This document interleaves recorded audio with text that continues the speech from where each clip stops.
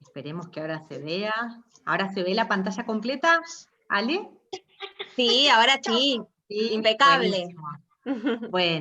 Bueno, la idea era hablar un poquito de todo lo que es el conteo de carbohidratos. Entre todo, dar como un pequeño marco de referencia, vamos a estar contando a qué se refiere todo el tratamiento de cualquier persona con diabetes. Sabemos que cuando hablamos de conteo de carbohidratos, siempre vamos a estar pensando en personas con diabetes tipo 1, pero puede ser usado en otro tipo de personas. Sí es importante entender que dentro del tratamiento de la diabetes es fundamental el área de la alimentación, por supuesto la actividad física es esencial, tanto en la niñez, en la adolescencia, en todos los momentos biológicos. La medicación, que depende del tipo de diabetes, serán hipoglucemiantes orales, insulina y demás, y la educación diabetológica que nos tiene que atravesar desde el inicio de la enfermedad y siempre ir reforzándolo, no solo con el paciente, sino con su familia, con el colegio, con su población, con la comunidad, para que no se sienta solo en el momento en el que necesita ir sumando todo este tipo de conocimientos. Esos son los pilares en diabetes. Ahora, tenemos que pensar que la alimentación, cuando pensamos en diabetes, no va a ser la misma para un chico que está en plena etapa de crecimiento, que empieza con un diagnóstico de diabetes tipo 1. Yo les quiero contar que ahora en temporada de pandemia, en este tiempo que ya llevamos de más de un año, he tenido muchísimos casos de debut de diabetes, muchísimos casos. No terminamos de dilucidar por qué hubo tanta aparición, si es por una cuestión del estrés, si está asociado más bien con esto de que ciertas virosis pueden ser detonantes en la autoinmunidad, pero la realidad es que están apareciendo muchos casos y en un contexto de pandemia, toda la educación y lo que es la internación inicial para un chiquito con diabetes tipo 1 no es tan sencillo. Pero entonces, no va a ser la misma la alimentación de un chico en crecimiento, delgadito, que necesita un tratamiento sustitutivo de insulina, que a lo mejor una persona con obesidad, con hipertensión, con dislipidemia, con una diabetes tipo 2, o en una diabetes gestacional. Si pensamos en una persona con una diabetes tipo 2, a lo mejor el conteo de carbohidratos no va a ser un recurso demasiado útil ni una estrategia tan necesaria a la hora de abordar. Sí vamos a pensar en todo lo que son patrones cardioprotectores.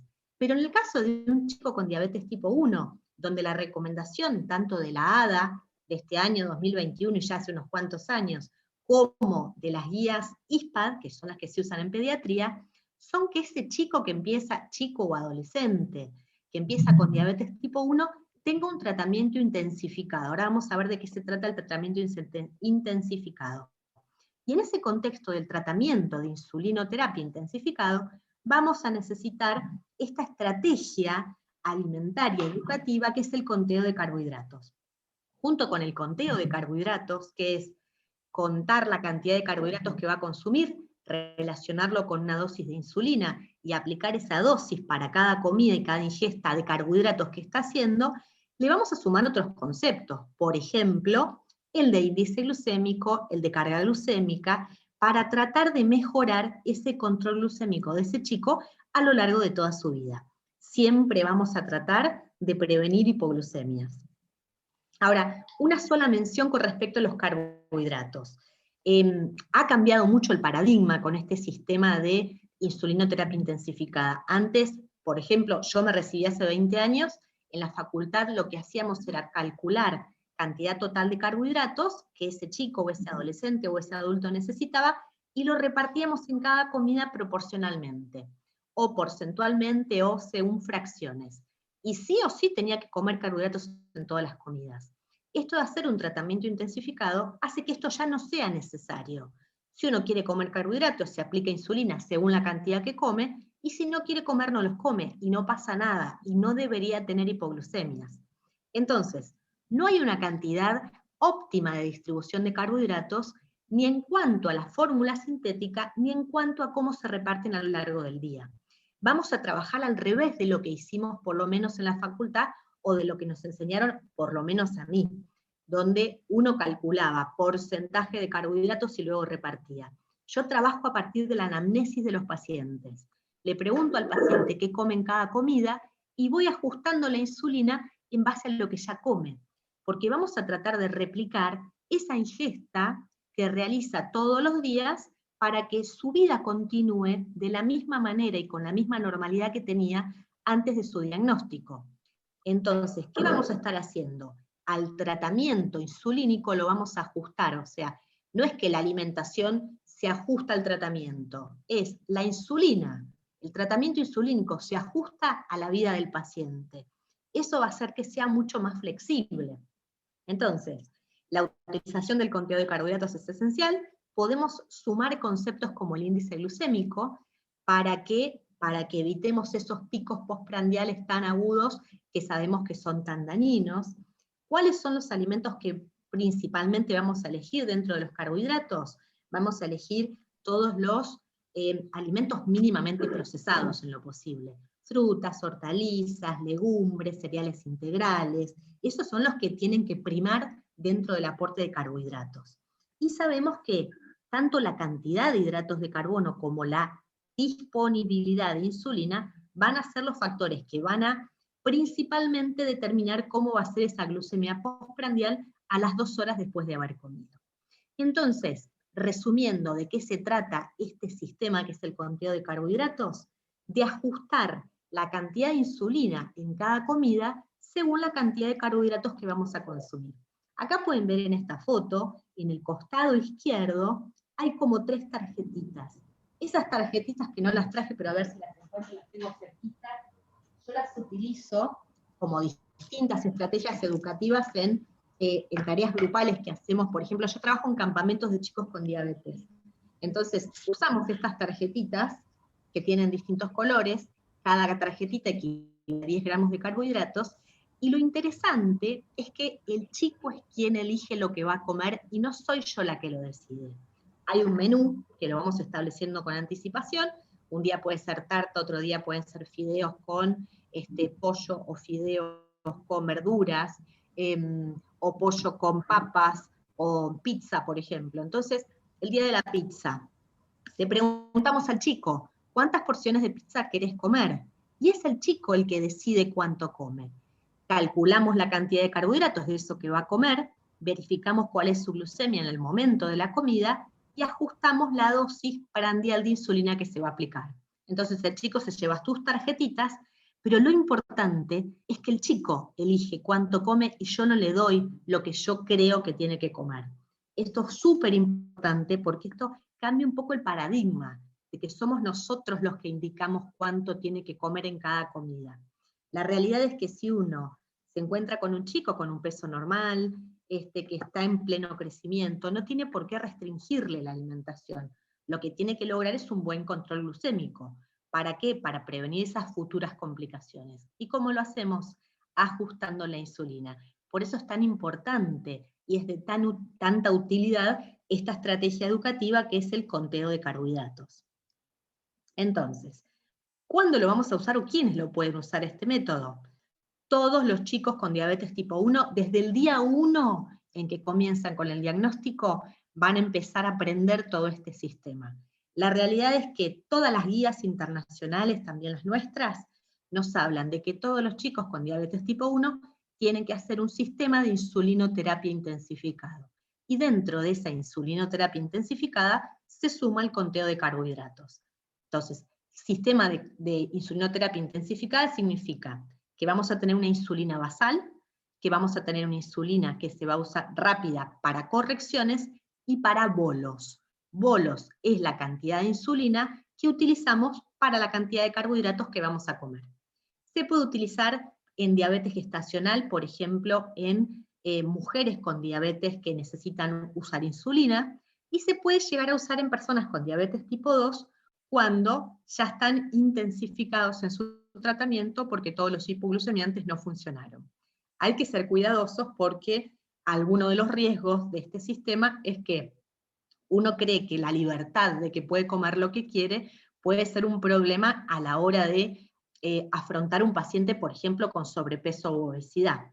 Pero siempre necesitamos como recurso el sistema de insulinoterapia intensificado. Ahora vamos a ver de qué estamos hablando.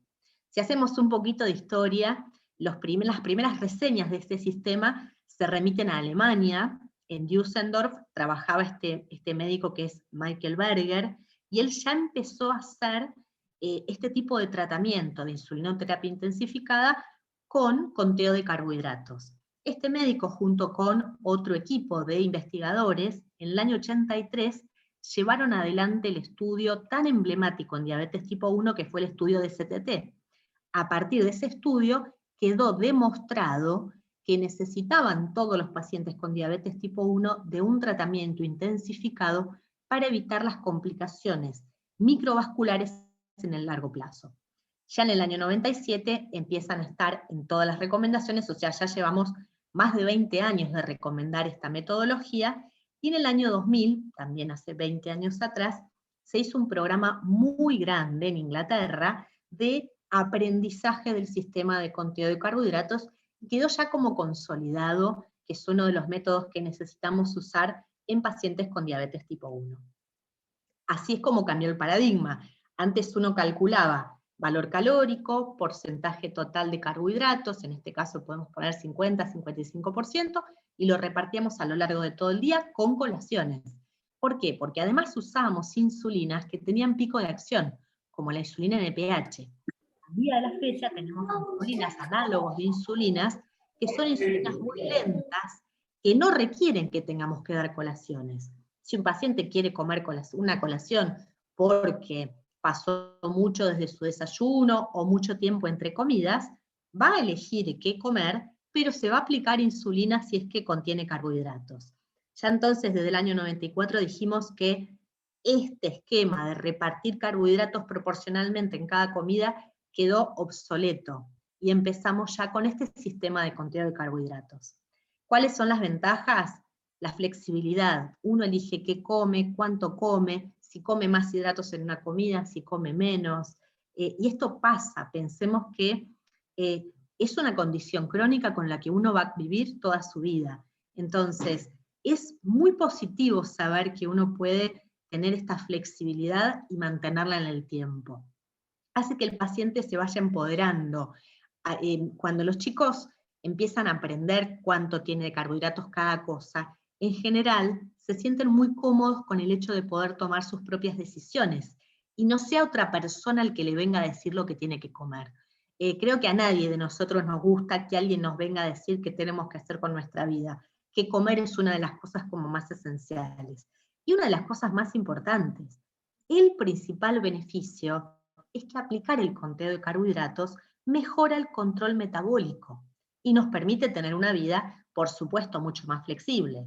Si quiero hacer ejercicio, si quiero no comer carbohidratos, si tengo que hacer algún periodo de ayuno. Entonces, es muy importante porque nos da esta posibilidad de hacer una vida mucho más normal, entre comillas. ¿Qué es lo que se espera? Que una persona con diabetes tenga una vida absoluta y completamente normal. ¿Cuáles son las desventajas? Necesitamos aprender y enseñar. Nosotros primero aprenderlo y poder enseñarlo de una manera sencilla y de una manera cómoda para ese paciente que tenemos adelante, que puede ser un paciente que a veces no tiene muchos recursos ni económicos ni cognitivos, a veces no tenemos el tiempo disponible para enseñarlo según donde desarrollemos nuestra tarea asistencial, y bueno, a veces pueden ser una desventaja. Requiere de capacitación constante y de monitoreo por parte de los pacientes, y es cierto que puede causar dos cositas como las más complicadas. Aumento de peso si uno se confía mucho que total puede comer lo que quiere y se agrega más insulina. Y el inconveniente es que puede causar hipoglucemia si uno se equivoca en ese conteo. Entonces, si uno piensa que se comió un plato de fideos y calcula que tiene 100 gramos de carbohidratos cuando tiene 60, y se aplica para 100 gramos de carbohidratos, claramente va a terminar con una hipoglucemia. Ahora, todo esto se resuelve y se aminora el impacto cuando hacemos educación. Entonces me parece que es súper importante pensar que las desventajas son muy chiquitas al lado de los beneficios.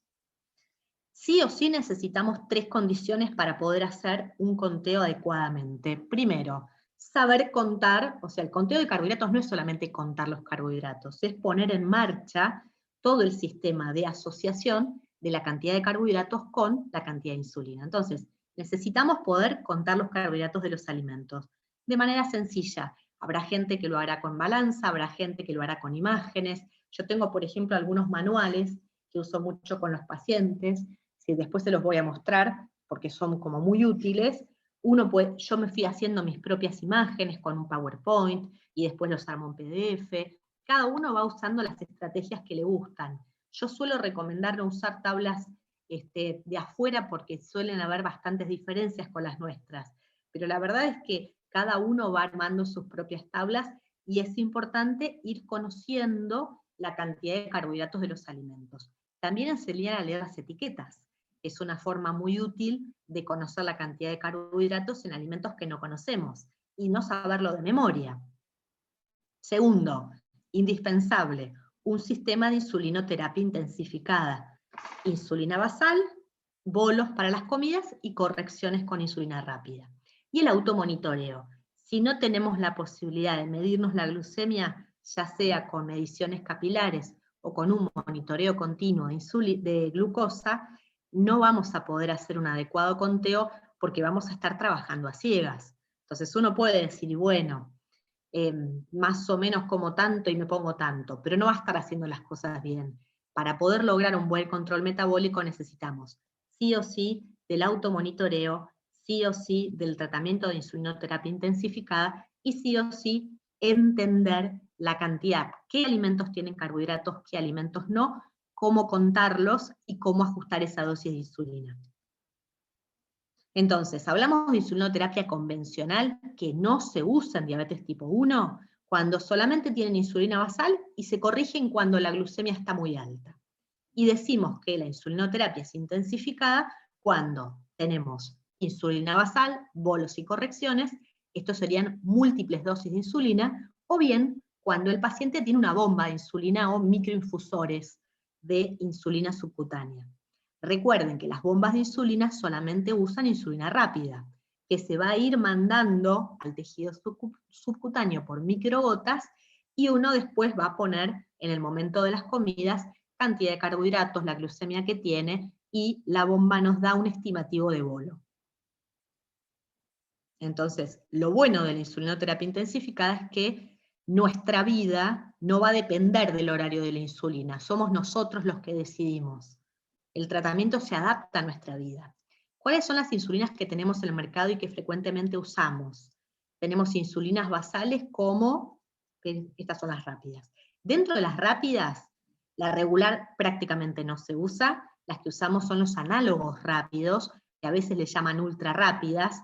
Correcto es decirles análogos rápidos. Ultra rápidas, hay unas insulinas que van a llegar, como la insulina FIAC, que yo la conocí en España, pero que acá todavía no la tenemos. Tenemos los análogos rápidos como Lispro, Aspártica y Glulicina. Glulicina es la que van a conocer como Apidra. Aspártica es la que conocen como Novorapid. Y la Lispro.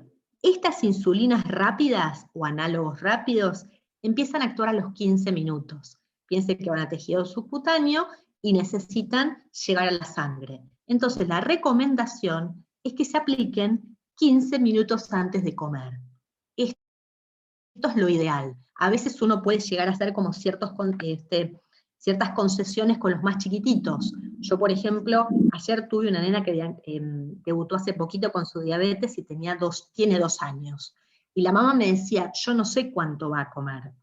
Entonces, era muy difícil poder estimar la cantidad de insulina, si a veces la nena comía más, menos, no le gustaba, no tenía hambre, o comía el doble.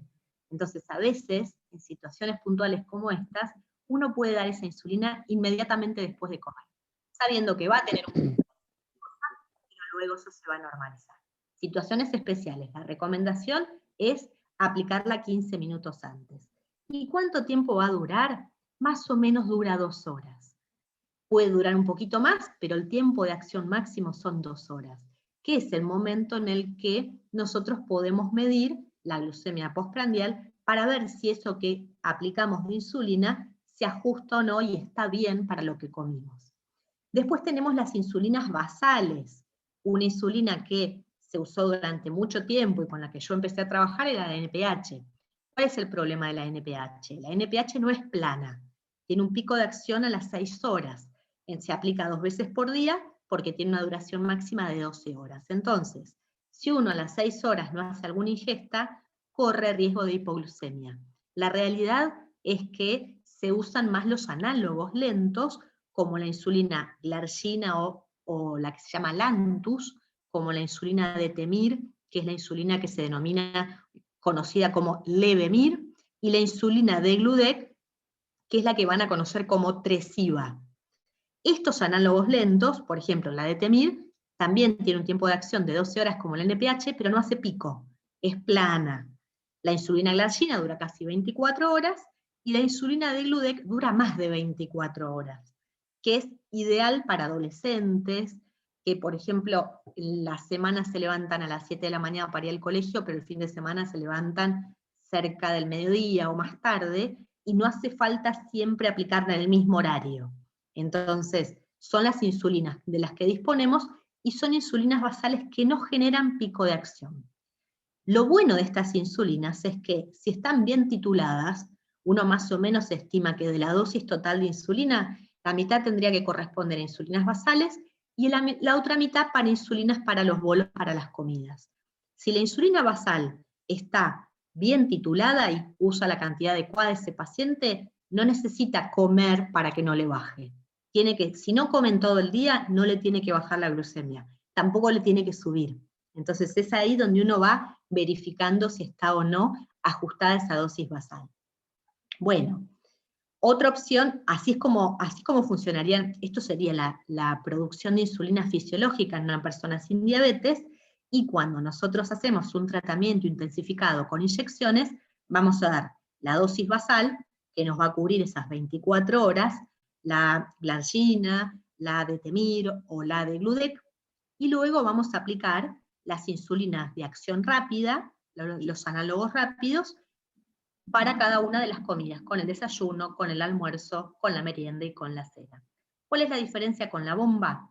La bomba nos permite tener basales programadas a lo largo del día diferentes. Uno puede tener, por ejemplo, a la noche menos cantidad de basal, se estima por hora. Uno dice, por ejemplo, tenemos 30 unidades de insulina basal en el día.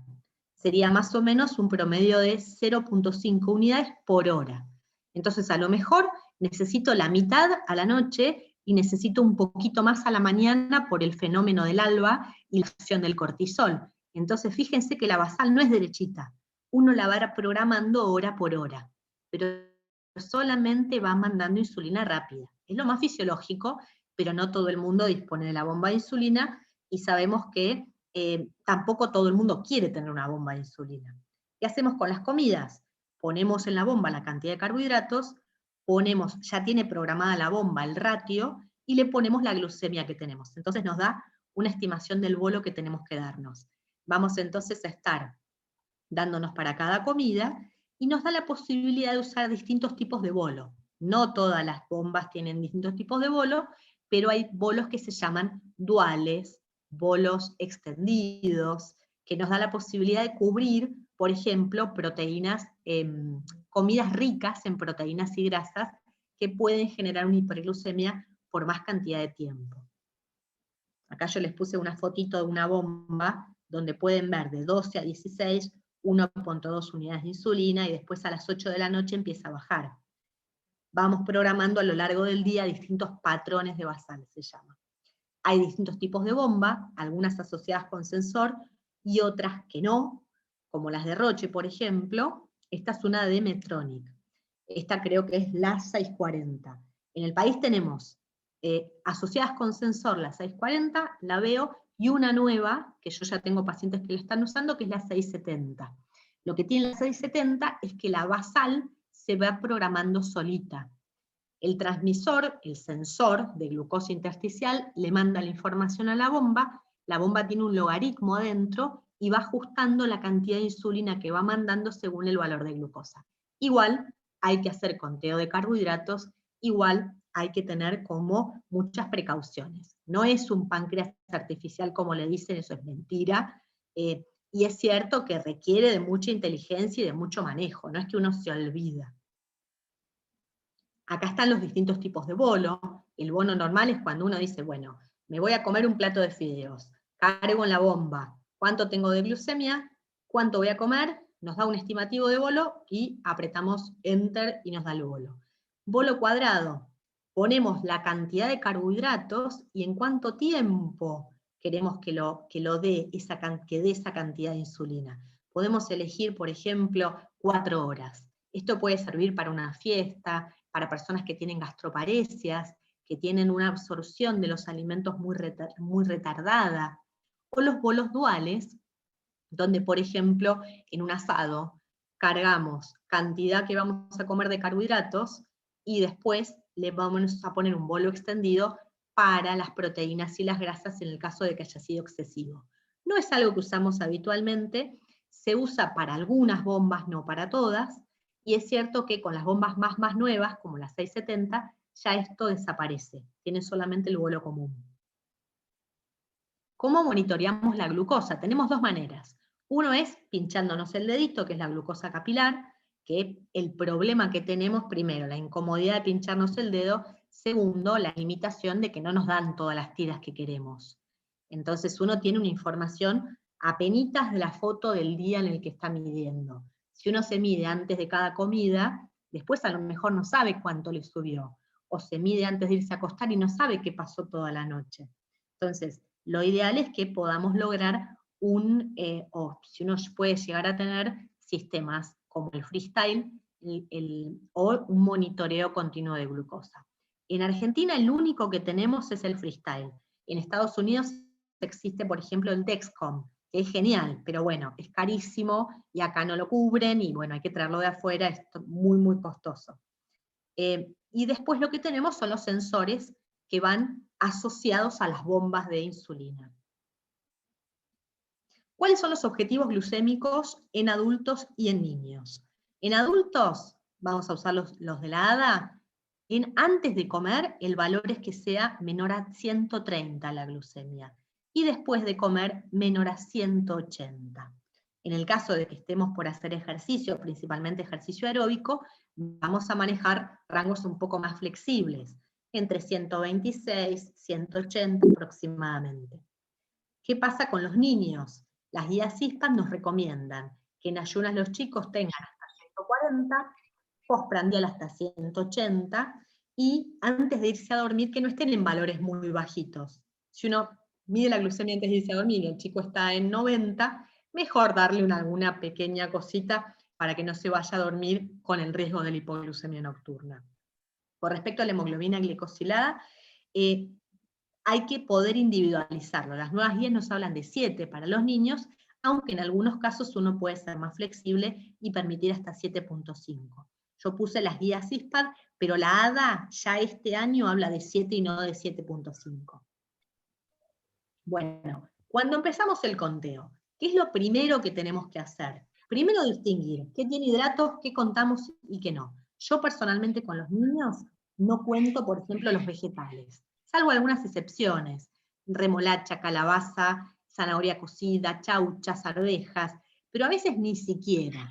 Al principio los vegetales no los contamos, y después, una vez que ya vienen con el conteo más aprendido y van avanzando, lo podemos ir sumando.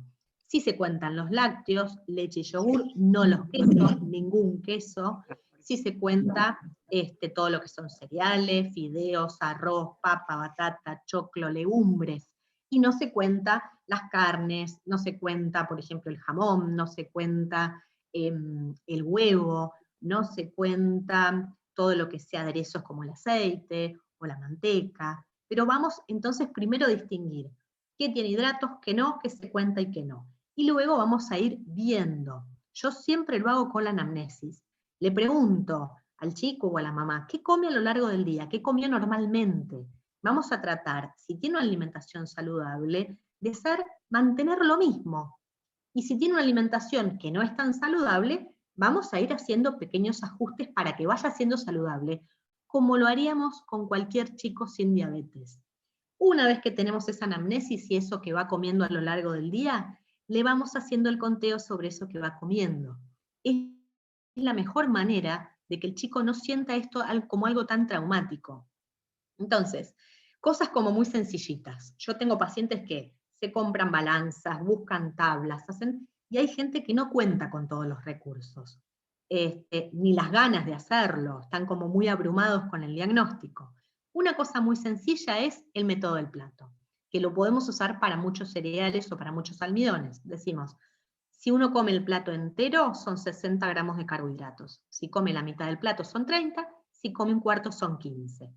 El plato saludable de darle siempre un cuarto de carbohidratos no se aplica en diabetes tipo 1, eso es para diabetes tipo 2.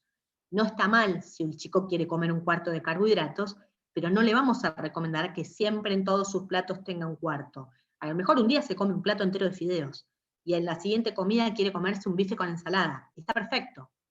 Para el plato de fideos tendría que ajustar la dosis de insulina, y si come bife con ensalada, no se pone insulina rápida, salvo que la glucemia esté alta y uno hace una corrección, pero no aplica bolo. Entonces vamos viendo para cada tipo de alimento cuánta cantidad de carbohidratos tienen. Yo, por ejemplo, tengo un manual que tiene cada uno de los alimentos con las distintas porciones, por ejemplo, para ñoquis, para fideos, pero hay distintas herramientas que uno puede llegar a utilizar. Yo la verdad es que me he armado mis propias fotitos y todo el material, y eso lo voy compartiendo con mis pacientes para que les quede. A mí no me gustan las tablas porque las tablas son muy abstractas, muy numéricas. Me gusta mucho trabajar con lo visual, pero bueno, cada uno trabaja como le gusta.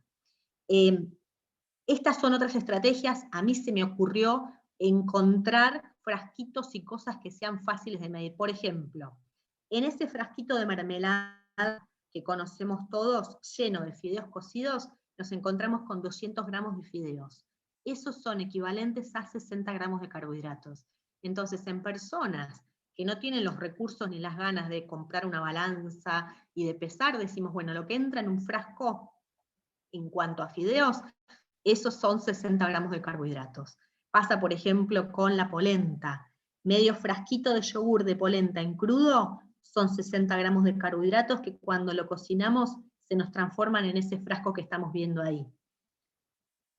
¿Qué pasa con el arroz? Medio frasquito de arroz. Yo a veces lo que hago es con los frasquitos, les voy haciendo marcas con el fibrón indeleble. Pero esto me ocurrió a mí, lo inventé yo, cada uno va buscando su estrategia. Ese medio frasquito de arroz se convierte en el frasco entero, que son 60 gramos de carbohidratos de arroz, por ejemplo. Y está bueno tener estos recursos sencillos. Con las tartas, por ejemplo, lo que hacemos es medirlas por tarta grande, en cuanto lo dividimos. Un octavo, por ejemplo, con tapas son 20 gramos de carbohidratos, sin tapas serán 10. Una cosa muy importante, porque yo he leído bibliografía de acá, que es traducción de bibliografía de afuera. ¿Qué pasa con la fibra y con cómo se leen los rótulos nuestros? Los rótulos de Estados Unidos son distintos, y en los rótulos de Estados Unidos, la cantidad total de carbohidratos incluye la fibra, y entonces en ese caso hay que restarla. En nuestras etiquetas, no, esto es fundamental, porque nuestro código alimentario lo establece de otra manera. En nuestras etiquetas en Argentina, cuando vemos cantidad total de carbohidratos, vemos la cantidad de carbohidratos disponibles, totales, y la fibra está aparte, abajo. Entonces, en nuestras etiquetas no se hace resta de la fibra. Y tampoco, y los azúcares, puede estar o no, todavía no tenemos reglamentación, puede o no estar desglosado. Carbohidratos, de los cuales almidones, azúcares, lo que se toma como total de carbohidratos es carbohidratos disponibles o carbohidratos totales, no cantidad de azúcares, no cantidad de almidones. Yo, por ejemplo, tengo algunas guías sencillitas para pacientes que recién empiezan, como ven acá, para lácteos, para panes, galletitas, amasados, para comidas preparadas, por ejemplo, la porción de tarta, una empanada, una milanesa, pero trato de manejarme mucho con fotos. Con vegetales, yo trato de no contabilizarlos, salvo excepciones, y con las frutas también vamos haciendo algunas equivalencias. Con verduras cocidas yo les decía, cuando las cuento, contamos. Calabaza, zanahoria, cocida por supuesto. Si la zanahoria es cruda no la cuento, si es cocida sí la contamos. Cada 200 gramos, 15 gramos de carbohidratos. Remolacha, chauchas y arvejas. Después tenemos que ir contando y aprendiendo a contar, por ejemplo, qué cantidad de carbohidratos tienen las preparaciones que hacemos caseras en casa. En el caso de las pizzas, yo con 1 kilo de pizzas hago 4 masas de pizza, con 1 kilo de harina. Entonces, cada pizza lleva 250 gramos de harina, que contienen 180 gramos de carbohidratos. Yo elijo cómo la corto. Si yo la corto en 8, cada porción tiene 20 gramos de carbohidratos, pero si la corto en 6, tiene 30. Lo mismo si uno hace una torta, calcula los ingredientes, divide por porciones y calcula de esa manera la cantidad total de carbohidratos. Esta es una foto de un taller que hicimos en un campamento, cuando siempre hacemos talleres de cocina, donde los chicos cocinaban, en este caso eran unos bizcochuelos exquisitas. Acá, por ejemplo, es una receta de panqueques. Tenemos la cantidad total, los huevos no se cuentan. Para la taza de harina tenemos hidratos, para la leche, una taza de leche son 10 gramos de hidratos, la manteca no se cuenta. Dividimos por la cantidad de panqueques, cada panqueque nos da 15 gramos de carbohidratos. Si le agrego una cuchara de dulce de leche son 25. Y vamos a tratar de usar todos los alimentos comunes, no alimentos dietéticos. Primero por costo, segundo por disponibilidad, segundo para que los chicos puedan comer lo mismo que el resto de los chicos. Va a haber algunas excepciones. No le vamos a dar gaseosa común, por supuesto. Tampoco se la recomendaríamos a ningún chico sin diabetes. Pero la verdad es que tratamos de que la alimentación sea la misma que venía teniendo. La cantidad total de azúcares, los azúcares no están prohibidos en diabetes. Sí se restringen, como se restringen a toda la población, y recordemos que en Argentina consumimos el doble de azúcar de lo recomendado. Por eso hay que reducirlo para todos, no para los chicos con diabetes. ¿Cómo calculamos el ratio? Hay distintas maneras. En general, cuando nos llega a nosotros un paciente, ya nos viene con el ratio calculado por el médico. Entonces, nosotros lo que hacemos es verificar si está bien, vemos si le hace falta más, menos, si hace bien el conteo, pero podríamos a veces, si trabajamos en equipos, con un diabetólogo, con un endocrinólogo, ser nosotros quienes lo calculamos. Lo podemos calcular en base al registro alimentario, y después tenemos 2 reglas para hacerlo, que son reglas como muy sencillitas. ¿Cómo lo hacemos con el registro de comidas? Entonces vemos cuánto tenía antes de comer, tenemos que elegir que vamos a ver que esté en valores normales, menos de 130, vemos cómo está la glucemia, le pedimos que se mida después. ¿Qué comió? ¿Cuánto se aplicó? Se mide la glucemia antes, se mide la glucemia a las 2 horas. Y el objetivo glucémico a las 2 horas es menor de 180. En este caso tenemos un buen control pre-comida, menos de 130, y un buen control post-comida, menos de 180. Se comió una milanesa, una papa, una rodaja de pan, media banana, que en total suman 60 gramos de carbohidratos. Y se aplicó 4 unidades de insulina. Yo divido 60 por 4, y esto me da que está usando 1 unidad de insulina cada 15 gramos de carbohidratos. A esto le vamos a llamar ratio. ¿Podemos decir que el ratio que está usando este paciente está bien? Sí. Está el objetivo postprandial y la cantidad de insulina que utilizó le cubrió la metabolización de estos carbohidratos. ¿Cómo calculamos el ratio a partir de la regla del 500? Hacemos 500 dividido la cantidad total de insulina que usa a lo largo de todo el día. Rápida y basal. Entonces yo acá les traje un ejemplo, que es un chico que se llama Nicolás, que usa 18 unidades de Temir a la mañana y 14 a la noche. Y usa 10 unidades por día en total para las comidas de insulina rápida, Lispro. Son 42 unidades total de insulina, divido 500 por 42 y me da 11,9. ¿Voy a usar 11,9 como ratio? No. ¿Voy a usar 12 como ratio? No. Tenemos que redondear, 10 o 15.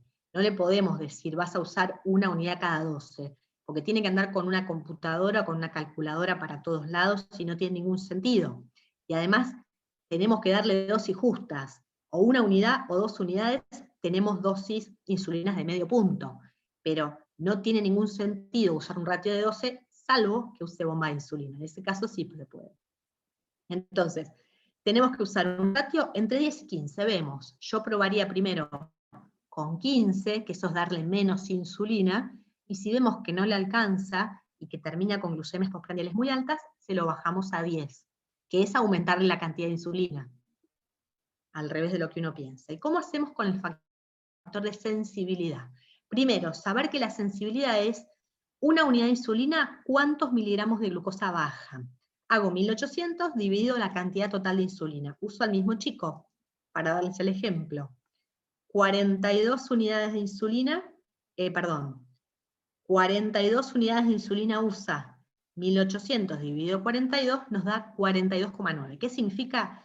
Que una unidad de insulina le baja casi 43 miligramos la glucemia. Esa es la sensibilidad.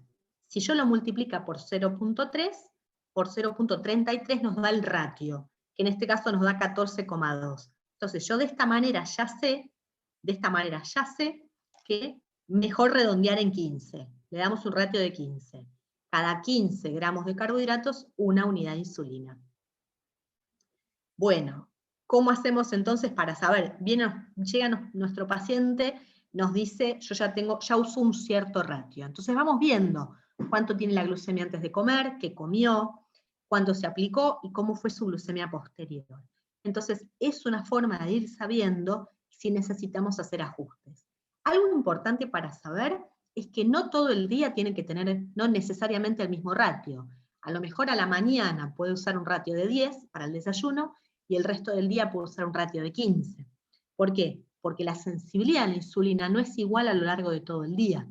A la mañana en general necesitamos más, por efecto del cortisol, y generalmente a la noche, tarde-noche, puede ser que se utilice o se necesite menos. Entonces, vamos a cómo calculamos la cantidad de insulina para cada comida. Acá tenemos, por ejemplo, a una persona que se está comiendo un plato de fideos. Ese plato de fideos tiene 60 gramos de carbohidratos. Antes de comer tenía una glucemia de 225 y tiene una sensibilidad más o menos de 50. Tiene una tabla de corrección, empieza a corregir a partir de 150, y uno tiene que saber cuánto le damos de insulina para ese plato de comida.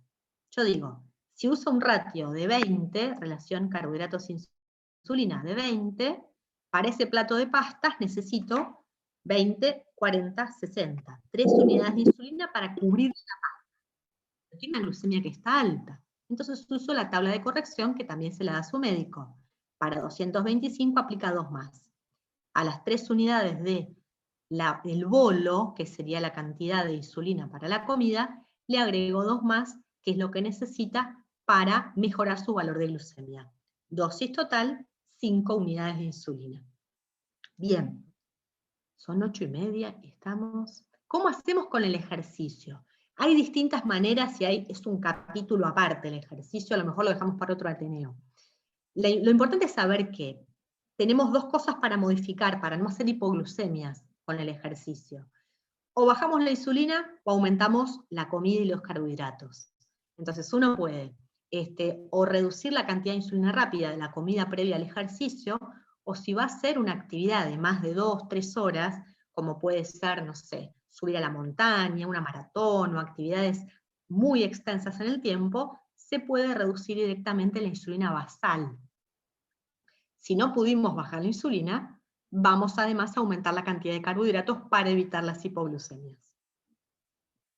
Hay aplicaciones que se pueden usar para diabetes. No nos dicen la cantidad total de carbohidratos, pero sí nos permiten tomar nota de cada cosa que vamos haciendo. Ponemos la glucemia que teníamos antes de comer, qué comimos, cuánto aplicamos, cuánto nos dio después. Es como un registro y nos sirve mucho. Hay varias. Una se llama diabetes M, otra se llama social diabetes, que es esta.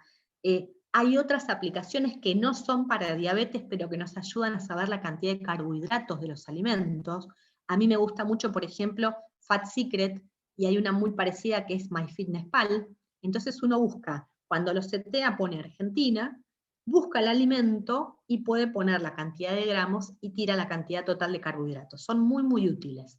También tenemos el Vademecum de alimentos de Nutrinfo, también están las tablas internacionales o las tablas Argenfood, que son las que están validadas para nuestro país. Tenemos que ir buscando recursos e información de varios lugares. Ahora bien, hasta ahora contamos solo hidratos. ¿Qué pasa con todo esto nuevo que es? Yo no sé si ustedes trabajan o no con pacientes con diabetes, pero a veces quienes están trabajando con no diabetes nos dicen, che, pero la ADA nos está diciendo que consideremos también proteínas y grasas. ¿Qué pasa con las proteínas y grasas? Sabemos que el nutriente que más afecta a la glucemia son los carbohidratos, pero un consumo aumentado de proteínas y grasas también pueden generar requerimiento de insulina. ¿Qué hacemos frente a esto? Bueno, este es un estudio que se hizo con respecto a el impacto de las proteínas, las grasas, en cuanto al control glucémico. Esta es una revisión sistemática que incluyó 29 estudios en total, y lo que nos decía con respecto a las proteínas es, el efecto de las proteínas no es rápido como el de los hidratos, es tardío, se ve después de las 2 horas. Necesitamos muchas proteínas solas para que se vea el aumento en la glucemia. No es que yo me como una hamburguesita y la glucemia sube, no. Necesitamos comer casi 400 gramos de carne. ¿Dónde nos puede pasar? En un asado. En un asado uno puede comerse 400 gramos de carne con ensalada, no se pone insulina y a las 2 horas su glucemia está por las nubes. En esos casos se puede llegar a contabilizar. Si a los carbohidratos le agregamos más de 40 gramos de proteínas, que esto es el equivalente a más de 200 gramos de carne, también puede tener un ligero impacto en la glucemia, aunque no tan significativo. Son con las grandes porciones donde se ve. Entonces, consideramos que 50 gramos, el estudio lo considera, 50 gramos de proteínas, que es el equivalente a una porción grande de carne, 250 gramos de carne, equivalen más o menos a subir la glucemia como 10 gramos de carbohidratos. Y es ahí donde uno puede decir, bueno, redondeo para arriba la dosis de insulina necesaria. ¿Qué pasa con las grasas? Las grasas también tienen su efecto de manera tardía. Se va a ver después de las 2-3 horas y puede ser que dure mucho tiempo, generan insulinoresistencia.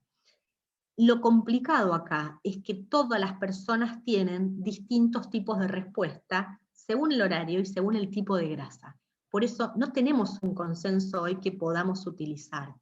Hay algunas propuestas que se han hecho, que es esta, por ejemplo, de contabilizar lo que se denomina unidad grasa-proteína, UGP. Entonces uno dice, bueno, a ver, tendríamos que calcular cuántas calorías nos aportan las proteínas que estamos comiendo, dividirlas por 150, y vamos a considerar que por cada 150, lo muestro acá, que por cada 150 calorías provenientes de proteínas y de grasas, tendríamos que aumentar una unidad de insulina. Si tenemos pacientes con bomba de insulina, calculamos primero los carbohidratos y luego las unidades de grasa-proteína. Es muy complejo, es muy engorroso. Nos cuesta, primero, nos cuesta enseñarle el conteo de carbohidratos, imagínense el conteo de proteínas y grasas. Habrá personas que lo hacen. Yo tengo un paciente que es ingeniero y lo hace.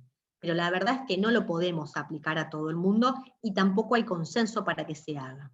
Pero les cuento que es algo que se está empezando como a investigar, se investiga ya hace mucho tiempo y aparece, lo van a ver y lo van a poder encontrar en algunos estudios. Entonces, según la cantidad de unidades de unidad grasa-proteína, vamos a hacer ese bolo extendido 3 horas, 4 horas, 5 horas, hasta 8 horas en total, porque según esa cantidad tan abundante. Ahora esto, ¿lo vamos a usar todos los días? No, porque a nadie le vamos a recomendar que coma tanta grasa y proteína, porque no es buena para nada. Entonces, esto es algo muy excepcional, que no va a ser algo que usemos en el día a día. ¿Qué pasa? Acá les pongo un ejemplo de cómo sería calcularlo para empanadas. Yo calculé, acá usé la aplicación Fat Secret.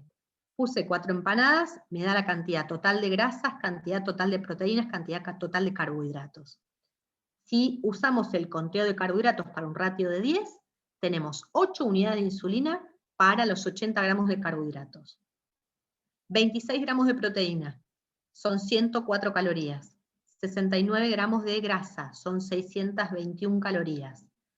725 lo divido por 150 o por 100 según lo que tomemos. Los americanos toman 100, los españoles toman 150. Tampoco hay consenso para eso. Tendríamos que estar aplicándole 7 unidades más de insulina. ¿Por cuánto tiempo? Por 8 horas. ¿Lo vamos a hacer? ¿Lo vamos a recomendar? No. Yo se los cuento a modo informativo porque son cosas que van a empezar a ver quienes se estén dedicando hace tiempo a diabetes. Consideraciones. Es muy difícil, es muy complejo el método, lo que hace que sea muy poco aplicable. Este concepto solamente se aplica cuando uno come cantidades muy abundantes, no para lo cotidiano. No sabemos el efecto diferencial de los distintos tipos de grasa, ya sea una grasa saturada como puede ser la de la carne versus un aceite u otro tipo, grasas insaturadas. Y por otro lado, a lo largo del día, no es lo mismo para cualquier paciente.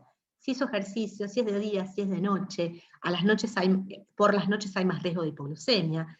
Y de nuevo, no hay consenso sobre cuántas calorías equivalen a una unidad grasa-proteína. Los americanos usan 100, los trabajos de Estados Unidos usan 100, y las publicaciones españolas están usando, por ejemplo, la Sociedad Española de Diabetes, la SED, usa 150. No hay consenso.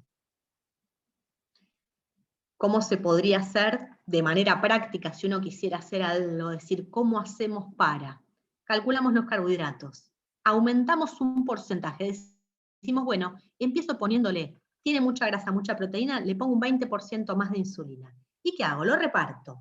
Doy primero una parte, son en total, no sé, 5 unidades de insulina, pongo 3 unidades antes de empezar a comer, 15 minutos antes, y el resto a las 2 horas. Esto sería una manera. Yo la verdad que en la práctica uso otra cosa que me resulta más sencilla, que es, calculo cantidad de hidratos, se aplica antes de comer. A las 2 horas le pido que se vuelva a medir y corrijo por valor de sensibilidad. Es la mejor manera de no complicarles los cálculos a los pacientes. Y de nuevo, en la educación tratamos de que no coman proteínas y grasas de manera desmedida, porque no es sano para nadie. Con respecto a enfoques bajos en carbohidratos en cuanto a chicos, pediatría, yo no sé si a ustedes les ha pasado, a mí lamentablemente me pasa más de lo que me gustaría. Hay padres que creen que es mejor usar menos insulina. No se dan cuenta de la importancia anabólica que tiene la insulina en el crecimiento y creen que si usa más insulina es porque el chico está más enfermo. No, nada de eso.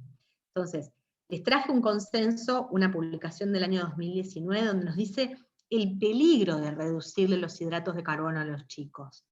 Puede comprometer el crecimiento y el desarrollo, puede provocar deficiencias nutricionales, hacer dietas muy bajas en hidratos, produce fatiga, produce bajo rendimiento, principalmente performance deportiva, causa aislamiento social, sufrimiento psicológico. Piensen que un chico está pinchándose todos los días, controlándose la glucemia todos los días, haciendo una vida mucho más tal vez compleja que un chico sin diabetes. Darles una alimentación tan restrictiva realmente no tiene ninguna evidencia de ningún beneficio. Entonces, lo dejo como mensaje porque a veces en las redes sociales aparece este tipo de propuestas, información o cuestionamiento de los padres, y yo creo que tenemos que dar mensajes claros. El chico tiene que comer como cualquier chico en edad de crecimiento. Tenemos que ajustar la insulina de la misma manera que lo haría el cuerpo. Y por último, algunas conclusiones antes de llegar a las preguntas. Sabemos que el conteo de carbohidratos es un método muy eficaz y muy útil para controlar para lograr un muy buen control metabólico. Ese ratio, esa relación carbohidratos-insulina es individual y lo tenemos que ir ajustando a lo largo del tiempo. Tengo adolescentes que usan, a lo mejor los chiquitos empiezan con una unidad cada 30, una unidad cada 20, y tengo adolescentes que usan una unidad cada 5. No pensemos que todos pueden usar la misma cantidad. Por eso yo detesto las tablas que usan raciones, porque es como que a todo el mundo le da una cada 15. Entonces, como hay que enseñar a contar carbohidratos, y después lo ajustamos al ratio. Lograr metas de control metabólico nos va a obligar a primero contar hidratos y luego después ir usando estrategias como índice glucémico, carga glucémica, también para ir mejorando y evitando esos picos postprandiales tan típicos en los chicos. Y la educación es clave, sin la educación no llegamos a ningún lado y lo vamos a empezar a explicar el día 1 y va a seguir toda la vida. Vamos a tener que tener controles cotidianos, si bien el paciente va y viene, porque es una condición crónica, es importante que la educación se haga de manera regular al paciente, a su familia, en su colegio, el equipo tratante y a todo su entorno, y principalmente darle visibilidad a la comunidad. Bueno, hasta acá hemos llegado. Ahora sí, estoy abierta, no sé si estás por ahí, Ale, y me vas ayudando con las preguntas. Ahí está, sí, como no, acá estoy. Nos extendimos mucho, son casi las 9, deben estar con hambre, están preprandeadas. No, pero me parece que muy interesados porque el chat quedó mudo. Ay, qué bueno, qué bueno, Sí, qué bueno, qué bueno. sí, sí, Bueno, si tienen, no sé si querés que se desmuteen, o no sé si fue muy rápido. Yo, la verdad es que no sé si hay gente que ya hace mucho se dedica a diabetes o no, entonces a veces uno va tratando de ser intermedio, de no complicar mucho las cosas a nadie. Pero exacto, bueno, ante súper todo, clara. gracias por toda la convocatoria. Sí, súper clara, aparte, bueno, vemos por la convocatoria que es un tema que interesa muchísimo, tanto por ahí a los que no nos dedicamos a diabetes, que igualmente nos interesa, como a quienes sí, obviamente. Así que, bueno, quizás si quieren se pueden ir levantando su micrófono e ir preguntando, y el que no se anime también lo puede escribir en el chat y yo se lo voy leyendo, no hay problema. Por supuesto. Acá dice Mayra, mira. Excelente charla, tengo una consulta. ¿Cómo logramos un ratio si tenemos pacientes que no tienen valores óptimos pre y postprandial? Bueno, a ver, el ratio 1 lo estipula primero, o sea, el valor postprandial es por culpa del ratio. El valor preprandial antes de las comidas va a depender de la insulina basal. Entonces, la realidad es que uno va a empezar, aunque sea probando. Si uno no sabe cómo hacerlo, dice, bueno, tengo una paciente de 60 kilos, por ejemplo, una adolescente, 60 kilos. Uno hace una estimación y dice, por ejemplo, esa paciente de 60 kilos, le damos, tiene un requerimiento de insulina, hay cálculos para hacerlo, eso lo suele hacer el médico, no nosotras. Acá somos todas nutricionistas, nutricionistas. Sí. Les, todos, pero no hay nutricionistas, pero bueno, digo, no tenemos acá médicos que se No, no, dediquen. no. No, perfecto. Bueno, entonces, en general nos llega con un cálculo que lo hace su médico. ¿Cómo se calcula? Uno estima la cantidad total de insulina, entonces uno dice, bueno, 0,5 por kilo de peso. Entonces, tengo una paciente de 60 kilos, o paciente, varón, mujer, 60 por 0,5 son 30 unidades de insulina total que va a requerir. Le doy la mitad como basal, la mitad para la comida. Entonces yo divido por 2, son 15 unidades de insulina como insulina lenta y 15 para las comidas. ¿Cómo saco el cálculo del ratio? Hago una anamnesis alimentaria y veo qué come. Entonces más o menos digo, bueno, está comiendo aproximadamente 150 gramos de hidratos de carbono. Divido por la cantidad de insulina, 15 unidades de insulina, y me da un ratio de 10. Entonces, la cantidad total de carbohidratos que consume en su anamnesis, lo que el paciente consume, no lo que yo digo, y lo divido por cantidad de insulina. Y ahí le doy el ratio. Entonces empiezo a hacer el ajuste. Con ese ratio que estimamos, inicial, teórico, le pido que se mida antes y después. Garantizar primero que esté haciendo bien el conteo, y después lo que puede llegar a hacer es ir pidiendo que sea controles postprandiales. Y si el valor postprandial no está bien, se sigue ajustando ese ratio. Pero el valor preprandial depende de la basal, y el postprandial depende del ratio. Si el Excelente. preprandial está mal, hay que ajustar la basal.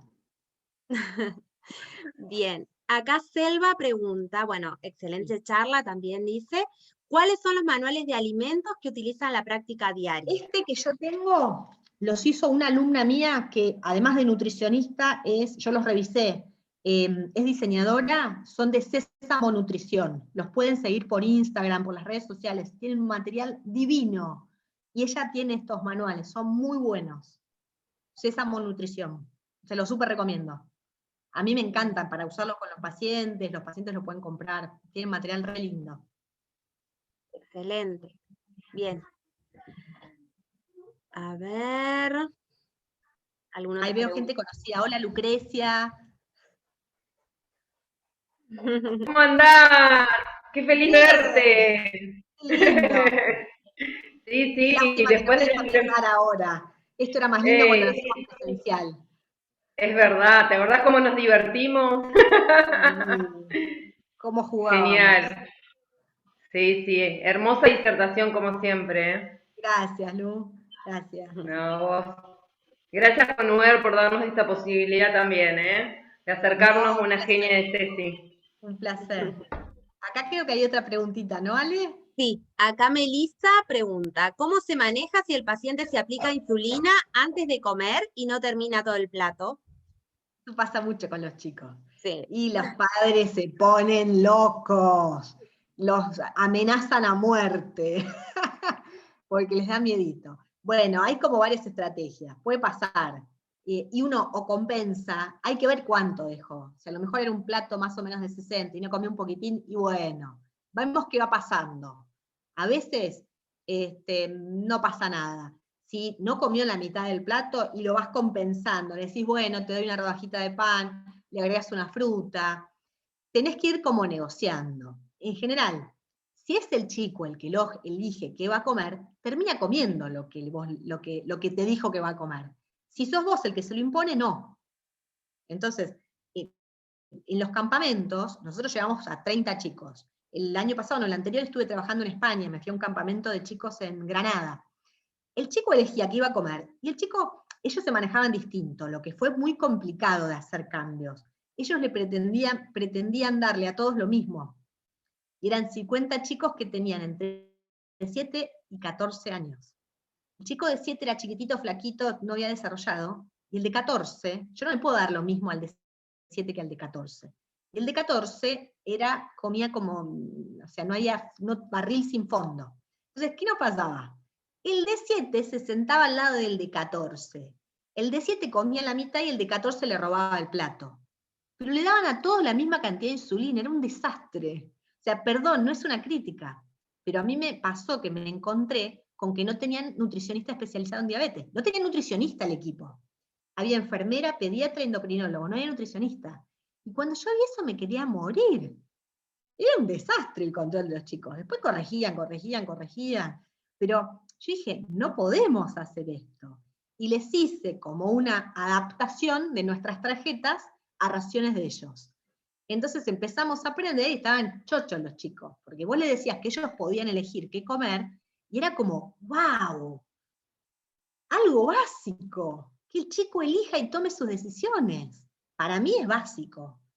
O sea, vos no le podés, a nadie podés obligarlo a que coma lo que no quiere, a nadie. No sé, yo debo ser muy rebelde, pero a mí cuando me dicen que tengo que hacer algo, voy por el otro camino. No me gusta que me digan lo que tengo que hacer. Y a un chico que tiene que pincharse, que tiene que controlarse, son chicos que son sobreadaptados, le estamos exigiendo mucho. Que además lo obligues a comer, no. Olvídense las reglas de la facultad donde todos los almuerzos tenían 45 gramos de carbohidrato y todos los desayunos tenían 30. Basta. Si quiere comer carbohidratos, los cuenta y le da el ratio, ajusta la cantidad de insulina, y si no quiere comer carbohidratos, no los come. Y no pasa nada. Entonces, hay que poder también abrir la cabeza en ese sentido y no tener miedo. Tal cual, por ahí esas restricciones después al final terminan haciendo peor, ¿viste? En cualquiera, sí, totalmente. Tal cual. Bueno, Melina dice gracias, entonces sí o sí hay que aplicar antes de comer la insulina.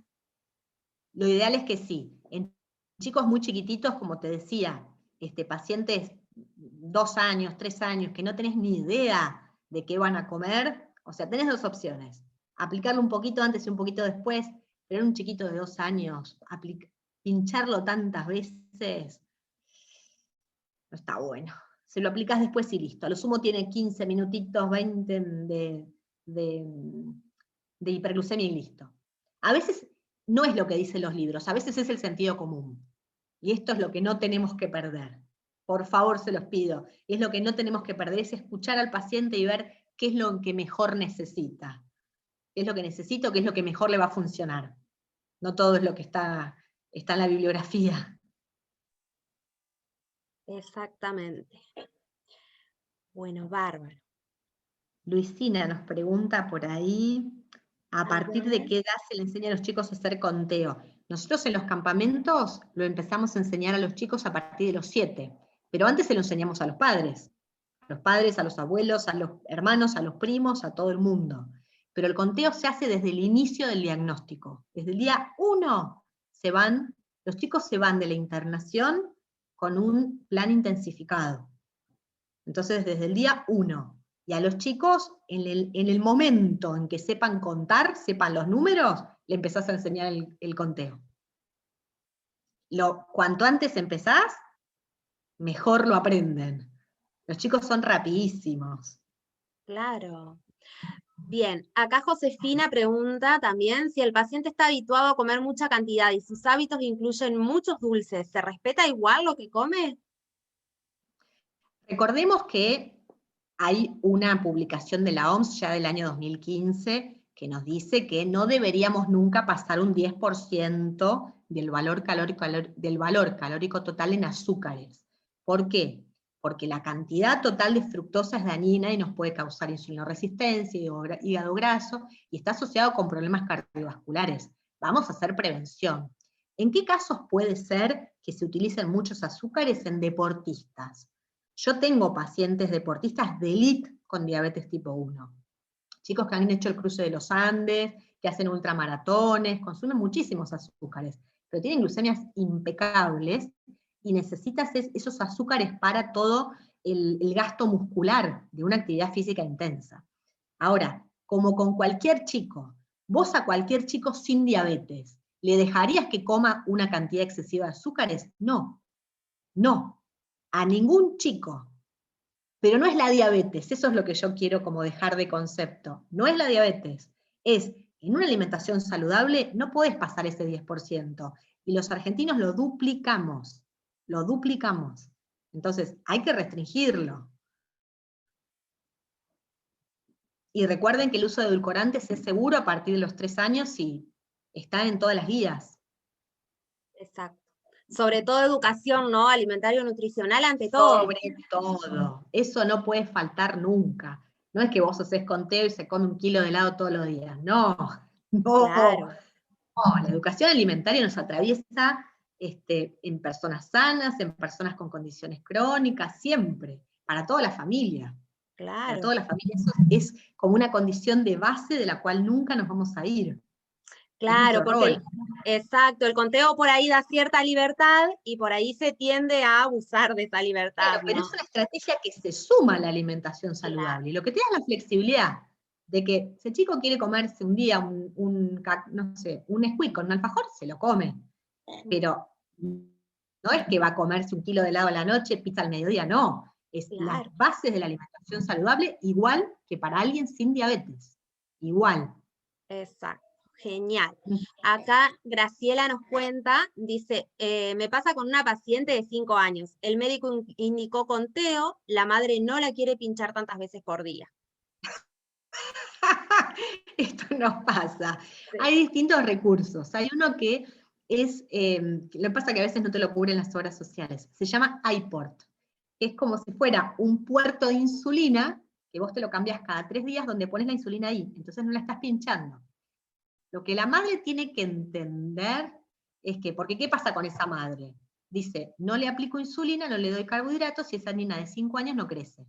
Porque si no le aplica insulina, la glucemia se le va al demonio. Si no le aplica insulina y la glucemia se le va al demonio, tiene glucosuria y va a empezar a tener a largo plazo las complicaciones más horribles, que son las que no queremos. Entonces, la madre tiene que entender que tiene sus riesgos. Si no le aplica insulina, lo que come no lo puede aprovechar, porque no puede entrar a la célula. Entonces, le estás dando de comer, no le das la insulina, la chica no puede metabolizar ese alimento que está consumiendo. Su cuerpito no produce insulina. A mí me gusta mucho una frase que usa el doctor Literoff, Gabriel Literoff, que es, yo me la tomé como propia. Él dice, somos todos insulino dependientes. La adoro, me encanta. Uno la tiene que usar, pensar, vos podés tener o no diabetes, todos necesitamos la insulina para vivir. Todos necesitamos la insulina para vivir. Si tu cuerpo la produce, fantástico. Si no la produce, te la vas a tener que dar de afuera. Entonces, ¿qué haría tu cuerpo? O sea, si no tenés diabetes, ¿qué hace tu cuerpo cuando comes? Produce insulina. En el caso de la nena necesita la insulina. Entonces, hay que explicarlo con mucho cariño, con mucho amor, pensar que no le estás haciendo daño pinchándola, le estás haciendo daño sin darle insulina. Entonces, si vos se lo explicás a esa mamá, la mamá va a querer lo mejor para la nena, no la pincha porque le da lástima. Pero si ella empieza a darse cuenta que por no pincharla la nena tiene glucosuria y está alterando la función renal y a largo plazo lo está perjudicando, lo va a pensar mejor. Entonces, con afecto y no haciendo terrorismo médico. Hay que ser muy cuidadosos, con mucho tacto, con mucho amor, hay que escucharlos, vienen muy angustiados los papás. Yo a veces, la primera consulta me dedico a escuchar, y uno va avanzando en la medida que ellos pueden. Y les cuesta mucho, el primer shock es un balde de agua fría, esto es para toda la vida, ¿no? Les cuesta mucho, entonces hay que ser muy contenedores, pero nunca mentir. ¿Me voy a curar? No, no te vas a curar, vas a tener que aprender a vivir con esto. Con amor, con afecto, con suavecito, pero mensajes claros. Mensajes claros son fundamentales. Bárbaro, muy bien. A ver si alguien tiene alguna otra duda más.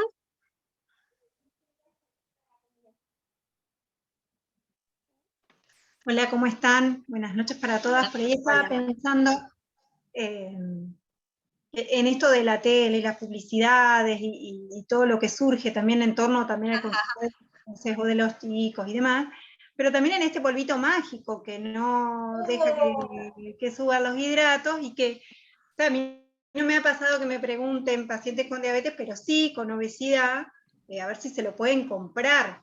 Y es todo un tema también. No. Yo soy muy clara. O sea, acá hoy no vine a pelearme con nadie, pero yo soy muy clara. Son los estafadores.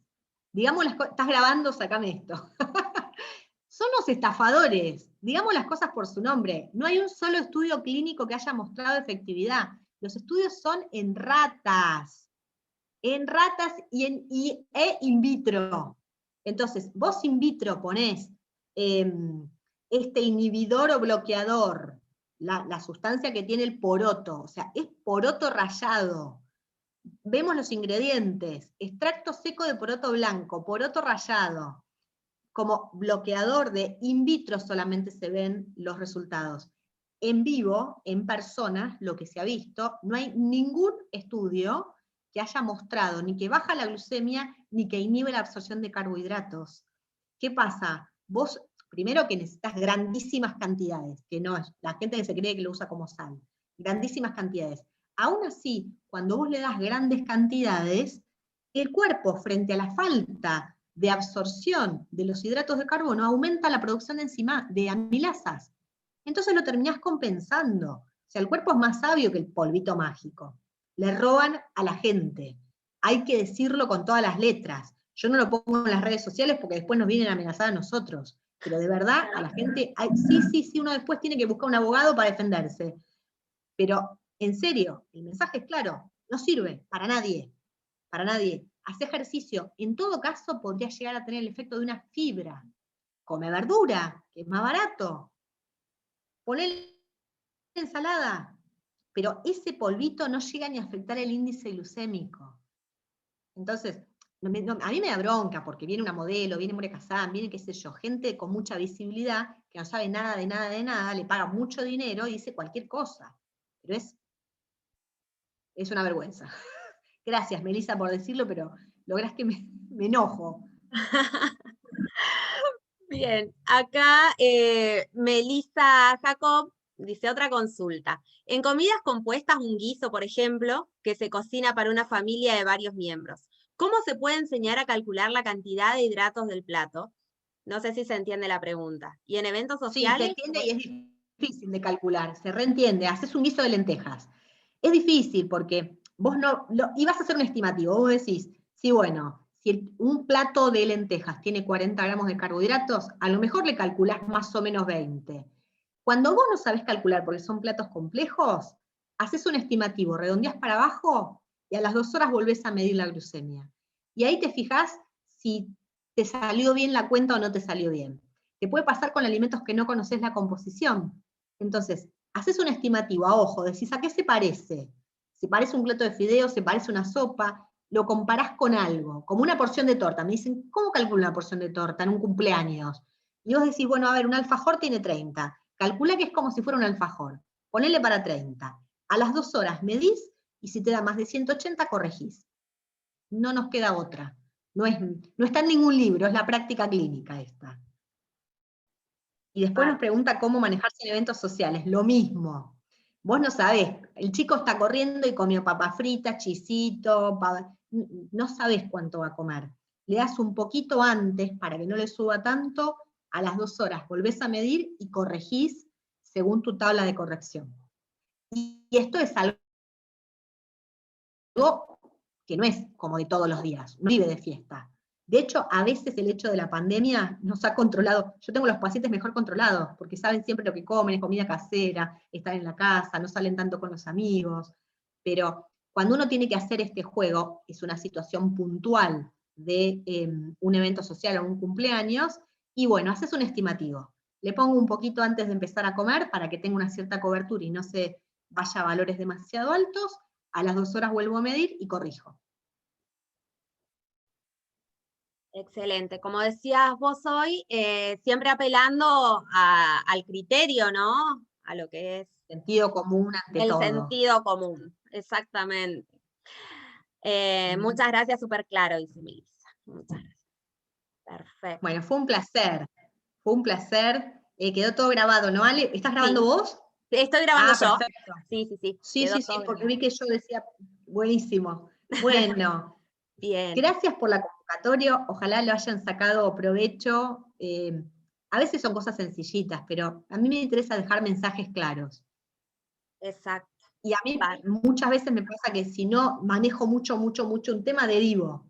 Pero manden mensajes claros y si se ven como sobrepasadas por la situación, se lo mandan a colegas que ustedes sepan que trabajan bien en el tema.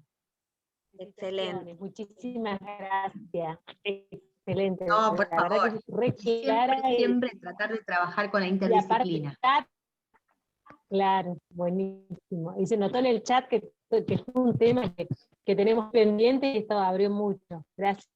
Gracias Ale, el equipo hermoso, todo. Por favor, gracias a todos ustedes por estar. Sí, yo quería también agradecerle a Cecilia por la predisposición, por el amor que le pones a todo el conocimiento. Realmente no es solo conocimiento, sino que el amor que le pones, la pasión y lo que transmitís. Ojalá todos lo hagan de la vez que te misma manera. escuchamos, yo lo hago, verdad, yo lo hago con mucho sí, amor. se nota Lo y disfruto un montón. se Y transmite. lo devuelven los pacientes.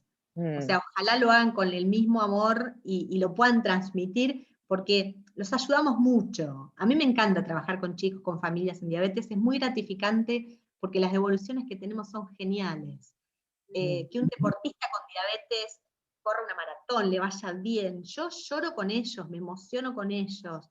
Es como que uno siente que les mejora mucho, ayuda mucho en mejorar la calidad de vida. Así que traten de... Y de nuevo, gracias Claudia a vos por la convocatoria, a la asociación por haberme invitado, y a toda la gente que está presente un viernes a las 9 de la noche. La verdad... Sí, como colegio de nutricionistas que somos nuevitas, vamos a cumplir 2 años en julio, está la presidente, están todas las representantes, la secretaria, bueno, el Tribunal de Ética, bueno, y la comisión a través de Ale, Sabina y Luisina, que fueron las que hicieron todo esto. Pero No, y que además nos hayas dicho que sí, de una, realmente habla a mí me de encantan tus estas ganas cosas, de y además, transmitir y de ayudarnos. porque yo soy muy activista de nuestra profesión. Yo también en Buenos Aires estoy en la asociación ENADIN, y creo que nuestra profesión es tan linda, y a veces uno, por ejemplo, hoy estuve toda la mañana trabajando en el Ministerio, en las guías de prevención cardiovascular del Ministerio, y les confieso que tuve una frustración enorme, porque no me han dejado hacer muchas cosas desde lo nutricional. Y es difícil. Era yo frente a 25 cardiólogos.